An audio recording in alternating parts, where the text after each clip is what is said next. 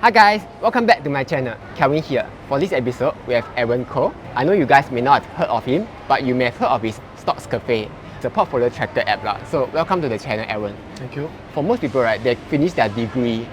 For you, you went all the way to PhD and you study computational biology, right? Yes, computational biology. So why did you went all the way to PhD?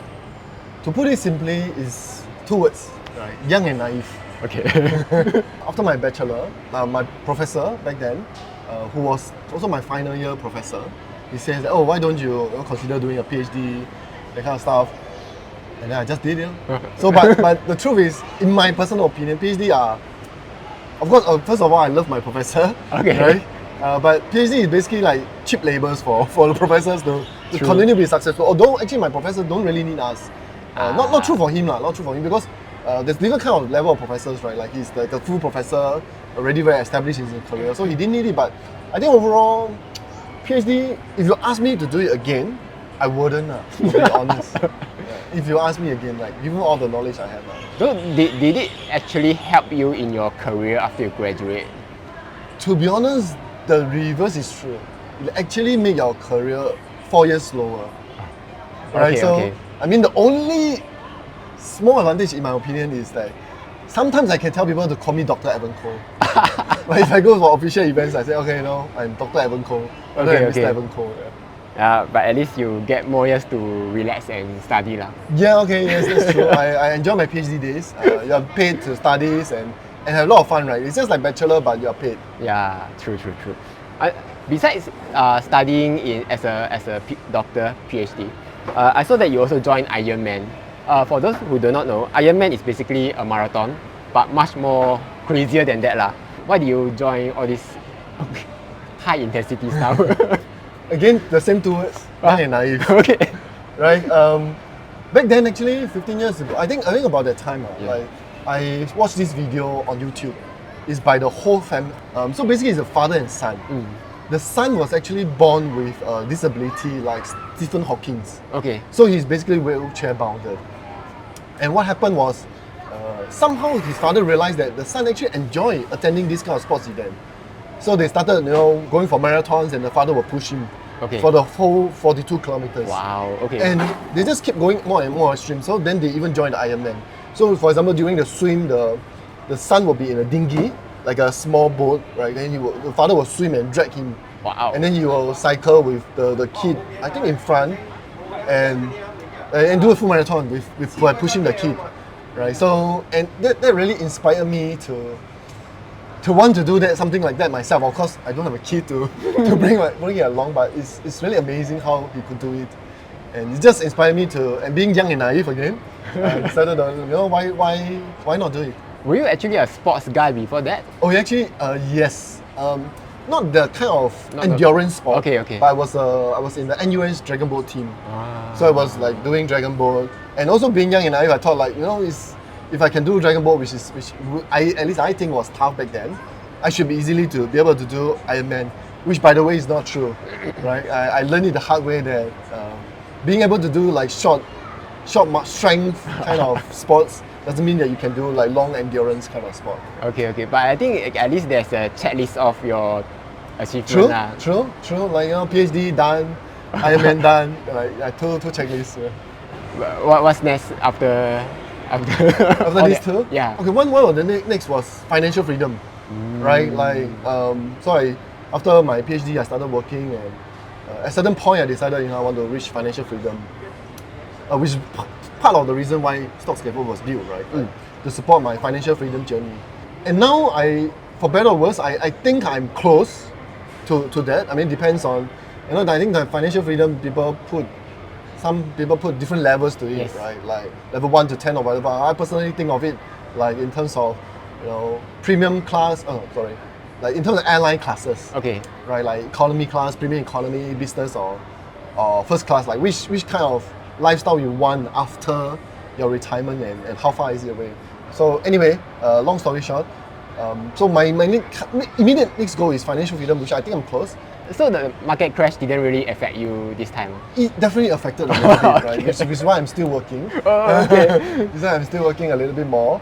And like I say again, on the class thing, right? Like depends on which class. The more years I work now, the higher class I can push myself towards too. I want to talk more about StocksCafe a bit lah.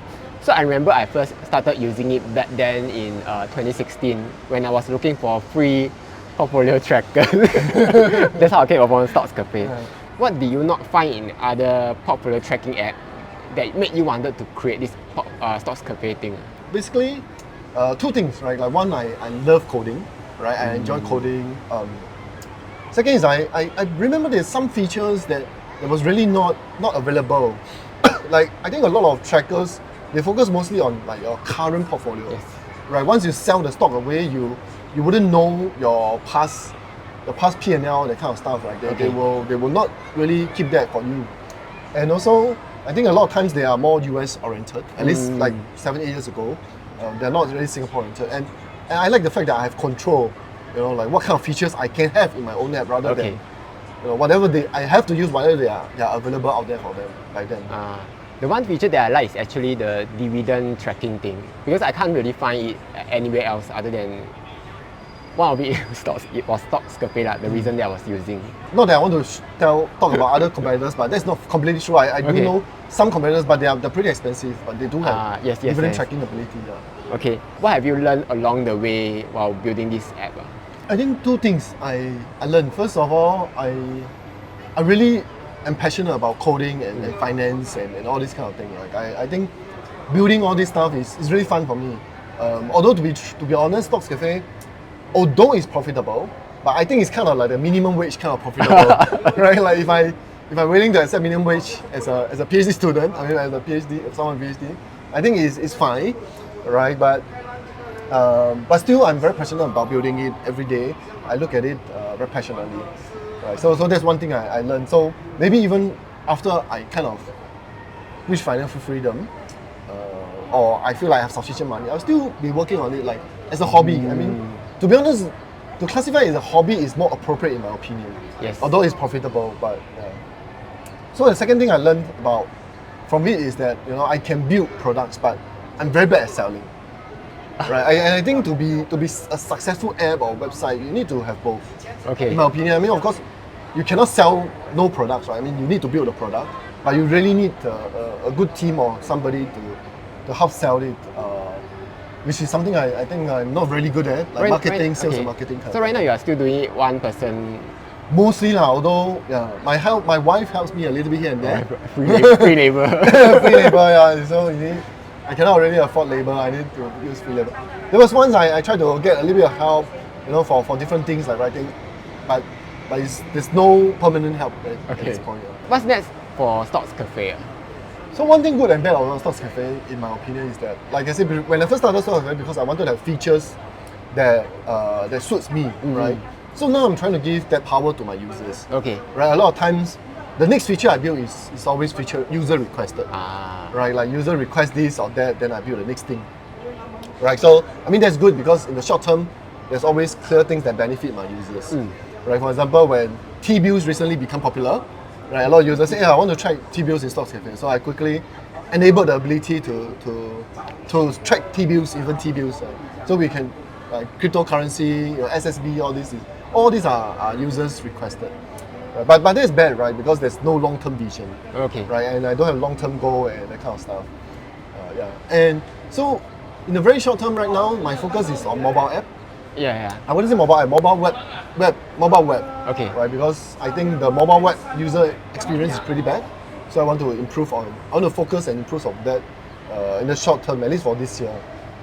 That's one goal.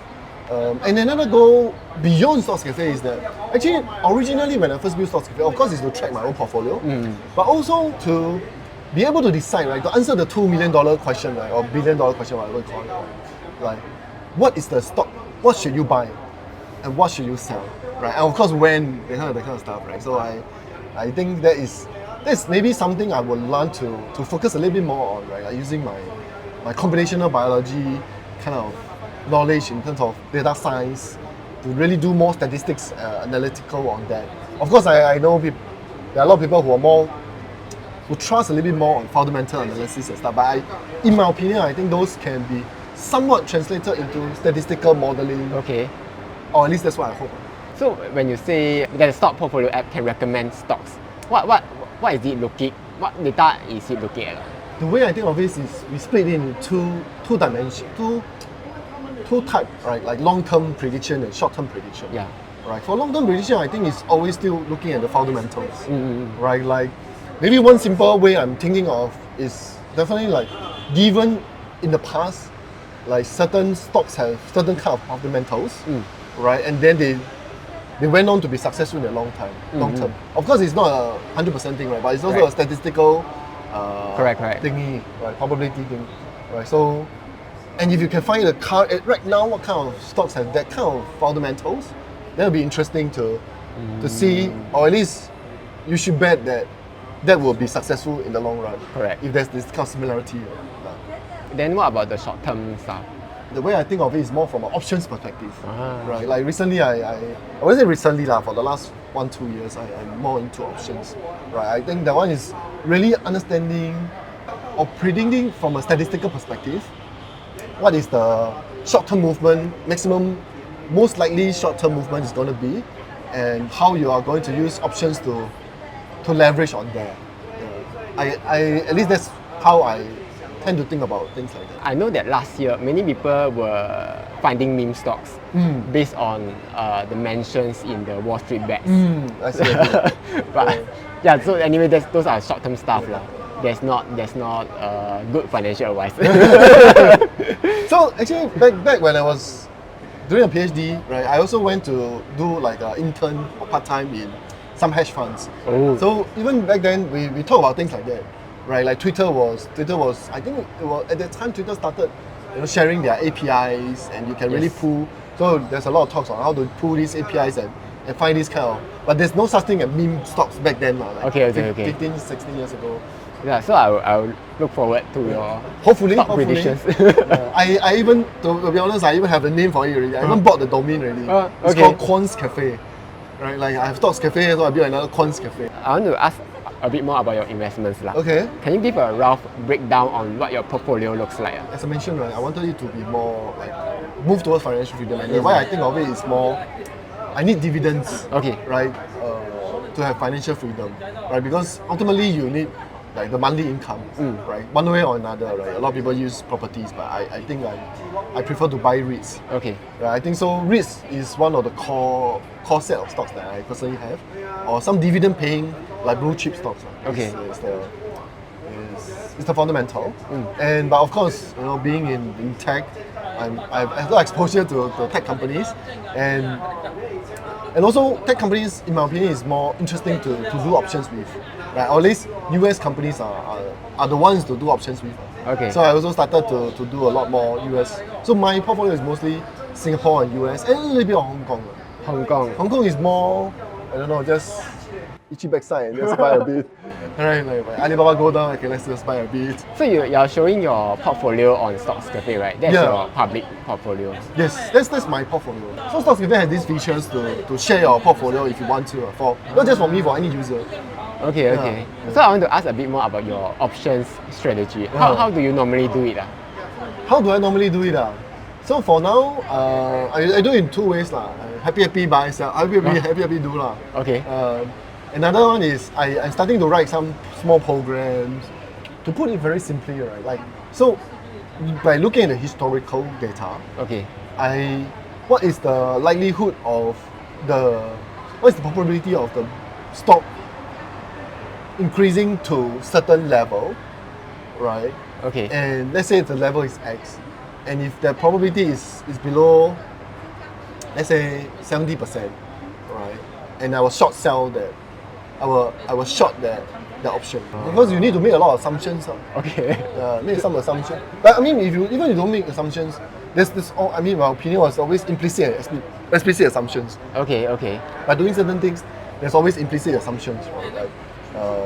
So if let's say, put it even more simply, right? Let's say if you look at the last 1 year, right?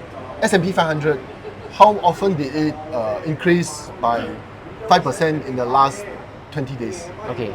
Right, in 20 days. So then for the next 20 days, if I'm short the options within 5%, that means I know what is the probability that it will hit or not hit. Of course, this this assume the history of 1 year is the same as current, of course, which is not true. Right. Because if you have to think about momentum, every single time point there is a different kind of momentum. Right. Like, so I to keep it simple, I just assume that that's not true. Yeah. So I always do covered call or covered short, covered put. Covered kind of things. Like, I personally like to do that. So the way I think of it is mathematically, it might reduce your volatility if you really think about it. One way I like to think about it is, Warren Buffett always say, buy low, sell high. Yes. Right? Is it that one? Or buy low, sell high, right? So actually, if you do short cover call and cover put, you would be forced to do that. Okay. Right, because if you do cover put and if the stock actually go low, you will be forced to buy. Right. I mean, in theory, that's the thing. If you do cover call, if the stocks go up, you'll be forced to sell. You'll be forced to sell high. Okay. I mean, of course, it can go higher. That's true, but True. But so you basically reduce the volatility and you keep your range bound. Correct. So, how do you plan to invest in 2023, where there's high inflation, high interest rate, the war is going on, and there's a recession that's coming? So again, the way I think of this one is, again, a bit more like a sequence of events, right? Okay. Like in a sequence of events, in the last 2022, right, there's a lot of bad events. Okay. Right, so that's why the market is kind of down. Yes. Right, and then previously for the last maybe 10 years, there's a lot of good events, like continuous good events, such that the market is keep going up. So I feel like the reverse should happen, right? Like so many bad events. I mean, assuming they're independent, right? Okay. Like if you toss a coin, like the next event could be bad or good, right? Of course, given the coin will be biased. Currently, the coin toss will be more biased towards bad event. Yes. But there's still chance of good events, right? And then if there's let's say a sequence of good events that randomly just happen to happen at the same time, I think the whole world will change. Right. I think that will be the turning point. It's always the turning point is where a sequence of good event or a sequence of bad event happen together. It's the turning point. Right? Like usually, you will just follow the same momentum. Okay. Right. So I personally in 2023, I will continue to be invested, in my opinion. Of course, I will reduce my leverage. Actually, I'm slightly leveraged. Right? So I will reduce my leverage, but I will continue to be invested because I believe, at least in my opinion, if currently there is a sequence of events and sequence of bad events, and we already predict more bad events will continue to come. In my opinion, of course, I always say that I will never be able to predict the future. It will not like be too crazy, unless of course like some crazy world war or something like that. Then I think having money is also no use. I should have weapons and stuff. Yeah, so I will continue to be invested. Yeah, actually, I sort of have the same sentiment. Like when I look at the China stocks, for example, in 2021, 2022, there were a string of bad events. The tech crackdown, the tuition center crackdown, property crisis. Then the Xi Jinping, he extend his stuff. Then after that, there's no more bad events. I can't see any more bad events happening. Then after that, there's the China reopening. They managed to keep the economy under control. Then after that, the stock just go back up already. Yeah, exactly, right. So when I look at the US stock market, I think a lot of bad stuff has happened already. The recession, everyone already knows that a recession will happen. So even if it comes, it's like everyone's like, let's see, is there. I can't really think of anything that's worse than that already, unless there's the whole stagflation, the 10-year lost decade kind of thing. But the chance of it happening, at least to me, is very low. So I feel that the bottom is very, very near already, in my opinion. Yeah, so, I think we never know. We never know. I mean, this could be even worse events to happen. But so the worst event, I feel right now is just like black swan events that we can't predict already. The bad events that can happen, more or less have happened already. So exactly, but that said, I want to add one more point though. For me, I always believe is you must be prepared for the worst thing. Right, so that you will live to fight another day. Right, like if in the worst case, I want to make sure that I'm not financially dead. Right, like so I'm maybe a bit more cautious that I wouldn't like bet big on certain things. Right, so because if you bet big on certain things, let's say even if there's only 1% chance of losing, but if that happens, and I'm in big debt, then I will be bankrupt. Then I'll kind of die financially. Then I try not to let that happen. I wouldn't take that kind of risk personally. So you mean you are not concentrated on the I stock try not to be concentrated. Ah. Yeah. But then again, of course, even that said, there could be crazy things that happen that let's say Singapore financial market completely collapse. Then more of my risk is like it's value at zero, then I'm still dead lah. I hope that would not happen. I think the chance of that happening is not like almost zero. Yeah, I hope almost. We don't know lah, but it's maybe almost zero. I hope it's almost zero. Okay. So I want to ask about, as a tech guy what's your thoughts on cryptos? To be honest, I'm not very into crypto, blockchain, and all this kind of thing. But as an investment, I do play a bit when everybody. I mean, although I try to control myself as much as I can, but like as everybody play with crypto, I thought okay, maybe I should just like a lottery, play a bit. Okay. But then talking about lottery, I do have. Okay, I wouldn't say my family do have good luck with lottery though. Maybe a little bit of story on that later. So for crypto, right, like I did buy it when it was the hype. Everybody, but it's very small percentage of my portfolio. Okay. Although it grew very fast, you know, when I buy a little bit, but it grew very fast to be a big percentage of my portfolio. But then of course it died down again. Okay. Yeah, but so my thoughts on crypto at this point, is that I feel I wouldn't invest too much in it. Like unless there's another really good and solid story. I mean, of course, there was a lot of good stories back then, and we thought it's solid. But yeah, I think I will be very cautious in it. Right now, given all that we learned, but of course, it's retrospective. What crypto are you investing in? I wouldn't say I'm investing in. I'm just continue to have because of the past. Okay. Right. In fact, I think it's just Bitcoin. And what's the ETH? ETH. I just have these two.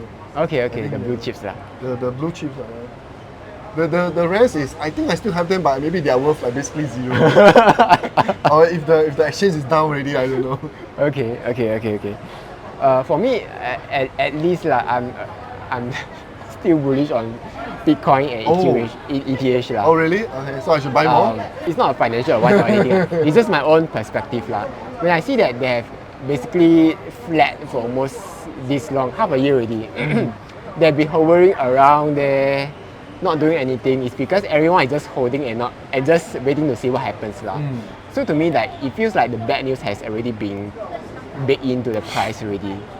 Unless some company decide to sell it over again, then it will crash down even more.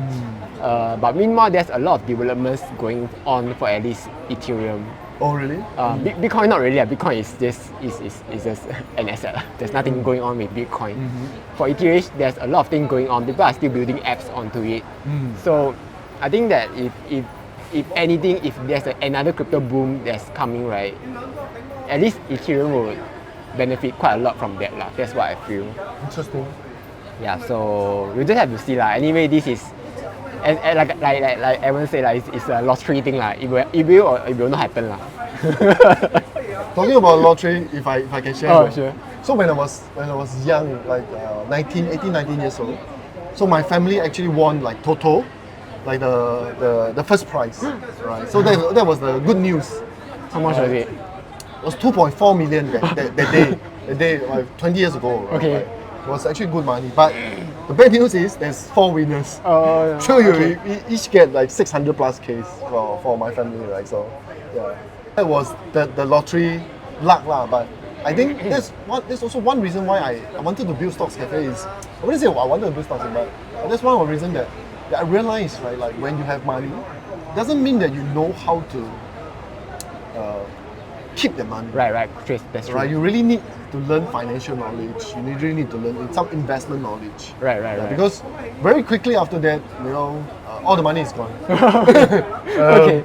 Of course, thankfully, my dad used a part of it to buy like a house, so that at least he has a place to stay. But the truth is, right now I wouldn't say he's like super poor. I mean, but he's definitely not nowhere near rich. Right. I think that's very true. Like if you have never worked your way to become rich, right? Even if someone gave you like 10 million, you wouldn't be able to keep the money because you wouldn't know how. If you don't know how to manage $1,000, you wouldn't know how to manage $1 million. Exactly. Yeah. So I think that one was. So the interesting thing was the first day after he collected the check of 600K. He was very excited. And the first day was we went to this nice restaurant. and there was like 4 tables of people that I don't know of, I never met before. Okay. Like they somehow here say that he won the lottery and then he just being generous and everybody treat a lot of random people that I don't know of, I never seen in my life, like big meals, and I don't know how much he spent on, maybe 10K, but I don't know how much, but maybe he feel like it's nothing to him. Yes. But once you start to think that you spend 10K every day or even 5K every day, I think it's gone both sides. So I wish. So one thing I kind of regret is I wish I had some financial knowledge back then. Right? I took the 600K or at least for him to invest in some good stuff. Yes. Maybe Bitcoin back then. I don't know. Yes. And you will be like really rich right now. Yes. Since you are data analyst, I know that it's a data privacy thing lah. So you don't go and analyze individual data. But some people who do share their own portfolio as a public portfolio. So do you use those public portfolio to like analyze any data to see what are the best picks for yourself? Yeah, so we do have this like shared portfolio. Even you can share your transaction, you can share everything. The user can control like what you want to share, what you don't want to share. So once the users share that, I will upon other users' requests, we will build some features to share. What is the, for example, I remember we have one is how many people bought, let's say, Apple in the last 14 days, right? And you can also see how many of the shared portfolio owns Apple, for example, right? Like so we do have features like that. So it's usually user driven. I won't personally go and use it to do things for myself. Right? But if I do that, I will also maybe make it a feature and make it for everyone. But anyway, that's I feel it's a bit pointless, right? Because what other people think may work, may not work. It's because it's based on popularity, not based on fundamentals. How do you decide what stocks to pick? When I want to pick certain stocks, it's like, okay, let's say this month's salary, I have certain spare money, right? I want to invest, let's say 10,000. Okay.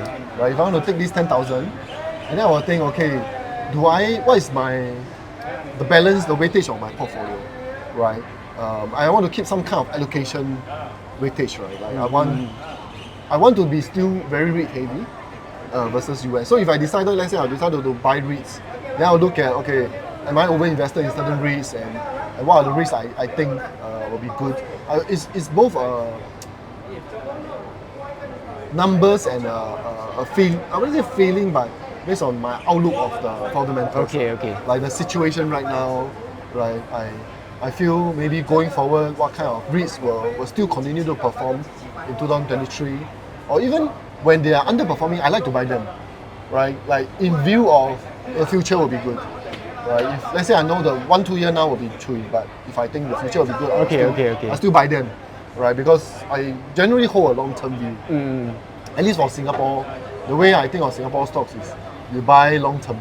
Yeah. Right? For if let's say the reverse is true, let's say I want to buy US stocks. Recently, I just transferred a bit of money into my US trading account. Okay. And then I will start to think what kind of options I want to buy. Right. Options. Like, not options. Sorry. Stocks. What kind of stocks I want to buy that I can use to work to short options on. Okay. Right. What kind of stock is more stable that I can buy, but at the same time has good options returns. So I think generally it's two lah. Hong Kong stocks nowadays are maybe jaded lah, to be honest. Jaded already, but it has actually rebounded back already. That's because it's rebounded already. That's why I think okay, just leave it there, whatever I have. And I feel the way I look at Hong Kong, China, is very, very policy driven. Yes. It's extremely like the government decides. Yes. They strong influence, right? Whatever they say. And since I don't have insights into what they are going to say next, I feel like it's like buying lottery, and maybe I will just buy a bit again. Once in a while, buy a bit for lottery. Okay. So I actually in a way US stock market right now is a bit like that also. Like the whole reason the market went up in the past 10 years, right, was because of this whole quantitative easing that has put in more liquidity into the stock market. That has pushed the stock market up. And now the whole reason the stock market is crashing is because of the Fed also doing this whole rate hike thing. And when they start signaling that they will start cutting rates, the market will go back up. So in a way, actually, if you think about it, right, the US market and the China market is very, very similar. Is the only thing different is that the China market is a lot more unpredictable compared to the US market. So when US market, when they want to do something, right, they will just warn you ahead of time. They say, careful, they're going to crash the market. So I think that's the easier part about the US market. Yeah. I agree, and I agree to a certain extent, but I don't fully agree. Right? So I feel like of course the quantitative easing and the interest rate adjustment has strong influence on the market, right? But the reason why they are doing that is based on certain events. Yes. And these events, I feel like the events that the US and the China looks at are very different. Yes. Right? The events that the US looks at least in my personal opinion, tend to be more logical, more reasonable. Okay. Right? The Chinese government, it's very first of all, it's very opaque. Right? Like what kind of events, at least to me, what kind of events they are looking at to decide certain things. Right? Why they suddenly decide to crack down on all the tech. Right? Like just because a bit of some moral reasons and I think, was it the case? Actually, I think it's because we don't have access to local news in China. From what I heard, there are actually a lot of events happening before they decide to crack down. Like I know that like Tencent and Alibaba were having war with each other. And of course, the US wouldn't report this kind of thing. So if you are investing in China, right, you have to actually keep track of insider news to see what's happening. News in China that's reported in China newspaper, but so not in. It's literally really reported. Yeah, it's reported. So like as a seller, you will see that this kind of they were having wars with each other. They were trying to block the merchants from putting on each other's platform lah. So the government had to intervene like, hey, you guys don't do this kind of thing. Okay, maybe I'm blind. Yeah, so that's the hard part about China, because not many. If you are only looking at the US side, you wouldn't see much of the China news. Same for the China reopening thing. When I talk to China people, right, they actually knew that this China reopening is coming already, because they are seeing all this notice from the government. But as US, you wouldn't see that. You only see the part where there's, they are going to open soon. So to us, it feels very opaque. But if you are on the inside, right, you will see a lot more news than from the outside side. Okay. I guess maybe also because the news, I assume, is rarely translated to English. A bit also. Like I know maybe selectively translated to English. That's why we don't have the full understanding and coverage. Especially the Western media, right? They only like to report stuff that are bad for China. True. That's what I realized. True. Yeah. So when good stuff happen, right, they're like, okay, it's not worth reporting. So that's what I feel. So I think that's all for this interview. If you are looking for a portfolio tracker app, you can check out StocksCafe. They let you track stocks for free, and also with including dividends, and there's options tracking also if you want. And also there's T-bills lah. You are into like T-bills? Yeah, T-bills is very hot right now. So I'll put all the links down below lah. And with that being said, that's all for today. Bye. Thank you.